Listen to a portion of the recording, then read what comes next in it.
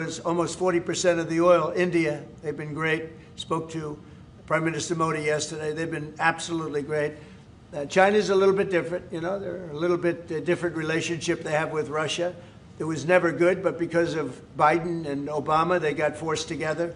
They should never have been forced together, but they're a little bit forced. But they're by nature, they can't be friendly. In a fiery scene inside the White House briefing room, tensions flared as a reporter accused NATO Secretary General Mark Rutte of lobbying for war in Ukraine. The question echoed growing skepticism both in Europe and the United States about the alliance's continued military involvement in the conflict. The reporter pointed out that public support for the war effort among Ukrainians had dropped sharply as exhaustion and economic hardship deepened across the nation. The exchange quickly became heated as cameras rolled. But it's a war that should have never started.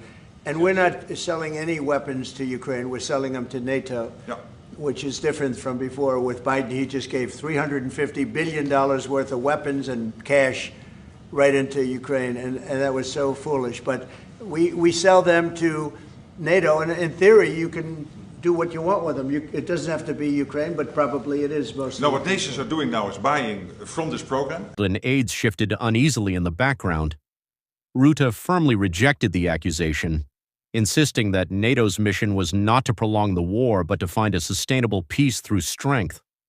He emphasized that the alliance's objective was to support Ukraine's sovereignty while paving the way toward a negotiated ceasefire, not to escalate hostilities further. The NATO chief argued that the credibility of Western security depended on showing Russia doing that and trying everything to get this war to an end, starting with the ceasefire. Do you still believe that Putin wants to take all of Ukraine? I always felt that way. I always felt he wanted to. When I was in my first term, I was I was very close to him, relatively speaking. It was harder because of the Russia hoax. But I would talk to President Putin about Ukraine, and aggression would never go unpunished. He called it the only path to genuine peace and stability across Europe and beyond. As the reporter pressed him further, asking whether NATO was effectively fueling the conflict by supplying arms and intelligence, Rutte responded that defensive support was essential for balance in diplomacy. He said that Ukraine could not negotiate from a position of weakness, and that peace would only come when Russia understood the limits of its advance. His tone was sharp yet measured, reflecting the careful balance between reassurance and realism that has defined NATO's stance throughout the war. President Donald Trump, who had been standing nearby, intervened midway through the tense exchange to clarify the United States' position.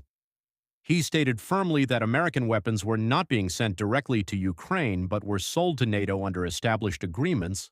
And making sure that the supplies in Ukraine, so Europeans and Canadians, and for example, these are interceptors for the Patriot systems, crucial to protect the cities. Today, again, a Russian attack has killed children, at least seriously wounded children in kindergarten in Ukraine. So we need to make sure that the air defense systems are in place, and we need the US systems to do that, and the Europeans are paying for that. And this is exactly the type of actions we needed, and the President is doing. Emphasizing that Washington's involvement was structured through alliance channels, not unilateral action. Trump added that the ultimate goal was to stop the bloodshed through a ceasefire framework similar to those he had previously promoted in other conflict zones. The confrontation captured the growing friction between political narratives surrounding the war and the realities of diplomacy. It also underlined how public sentiment, fatigue, and misinformation into Ukraine. The war hasn't wind down. Why do you think that'll wind it down now? What do you mean? You think more weapons will wind down the war?